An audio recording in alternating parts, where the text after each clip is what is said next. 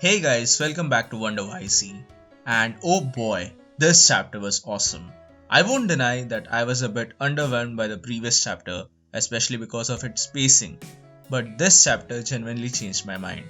I loved this chapter quite a lot, and although I'm still a bit salty that chapters are monthly and not weekly, but still I won't complain a lot today because you know why?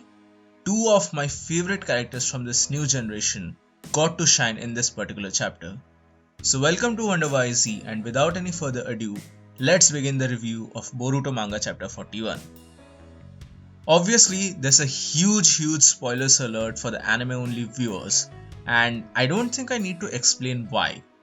And on that note, if you like the content of my channel, then please consider subscribing. I'd really appreciate that.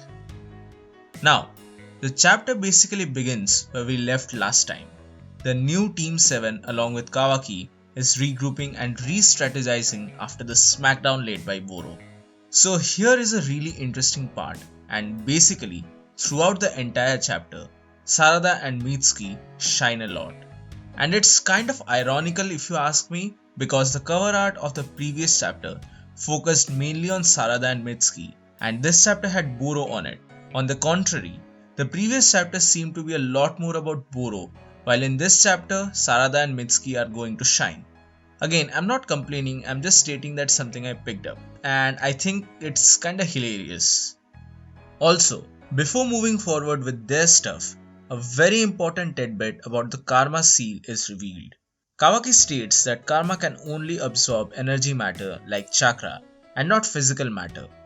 Honestly, I didn't even understand this in the beginning, and I needed to reread this particular part to get a better understanding of it. But this is really huge, especially moving forward and in the time skip. This will prove to be a very essential clue to understand the powers of this mysterious karma mark. And I really feel that this kind of a limitation was necessary for the karma, otherwise it would slowly become too overpowered to the point that no other jutsu would be effective in front of it. Also, this would bring an interesting new dynamic into the fighting style of this series in the future, because we have to rely more on innovative techniques now rather than just brute strength, because now karma would be able to suck everything in. Anyway, I'm making a separate video on this particular topic which will be up soon, so be sure to watch that. Anyway, now after hearing the limitations of the karma, Mitsuki reaffirms his doubts. It is revealed that Mitsuki used his snakes to trap some of the black mist of Boro. This is really exciting, but hold on, his snakes come into play again in this chapter. Anyway, he asks Sarada to analyze this mist, as he is quite sure that Sarada's Sharingan is capable of analyzing the microscopic structure of this mist. These couple of panels were refreshing for me. Not only did they brilliantly display one of the most important part of a shinobi, that is intel gathering and analysis, but it also displays the resourcefulness of this new generation. Moreover, this is kind of a personal thing, but it was really refreshing for me to see the Sharingan in action after all the shenanigans surrounding the Mangekyo, Eternal Mangekyo Sharingan, Rinnegan, and so on and so forth. So, Sarada, again using her 3 Tomoe Sharingan, manages to decode that the mist is not just a jutsu, but rather it's microscopic viruses that affect their victims and slowly render them paralyzed. This was really interesting. Anyway, I'm telling you, this chapter was such a breath of fresh air for Sarada fans and Mitsuki fans. Because next, Mitsuki suggests that Sarada becomes the captain of this new 4-man squad, as she's the most capable one of them currently, and yeah, had she not told them to retreat, then they would have probably fallen victim to the mist of Boro. So now, they come up with a new strategy to counter Boro. Sarada alone confronts Boro according to their plan and gives the boys a necessary opening. And after successfully doing so, Boruto charges a Rasengan powered up by Kawaki's karma and just blasts off Boro. His body is half blasted off into oblivion, and it seems like they have won. But oh no. My boy, this fight is not over. Boro, or at least his half body, stands up and straight up regenerates like no problem at all.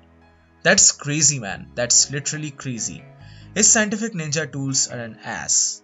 Anyway, the new Team 7 surrounds Boro and the chapter ends when he runs towards the captured container of Naruto, while Kawaki breaks their formation to catch him. In an attempt to catch him, rather. That's basically the entire chapter. Now, there are some major things that we need to talk about. I'll probably make more videos about this particular chapter later on because they need some more in-depth analysis. But for now, in this video, let's continue about Sarada. Now, I know that this has been said a lot, but I'd still like to say that I really don't like the poses made by Ikemoto, especially for characters like Sarada. When she approached Boro, the pose on the cliff really looked like a supermodel and not of a warrior or someone who's entering a battle. Now I know that his art has improved a lot, and even in this chapter there were some really great panels, but these are some of the smaller details that kind of bug me. Anyway, moving on, Sarada had a really great fight with Boro, where she uses her skills and prowess nicely to counter Boro's tactics. Now there are some good back and forth before she's inevitably in a pinch and she's caught by Moro's mist. Oh sorry, it's not Moro, it's actually Boro. I'm really sorry for this goof up. Actually, I'm currently reading the latest DBS manga chapter as well. So Moro and Boro, similar names. I got a bit confused. I'm sorry for the mistake. Anyway, Sarada is caught in Boro's mist, and he gets kind of cocky as he says that now Sarada will be paralyzed along with the rest of the gang. When bam! She uses the close range to her advantage and blasts Moro in the face with a Katon fireball jutsu. And next, Boruto and Kawaki did that weird ass Rasengan unison. I still don't understand that part completely, but we'll probably get back to it later on.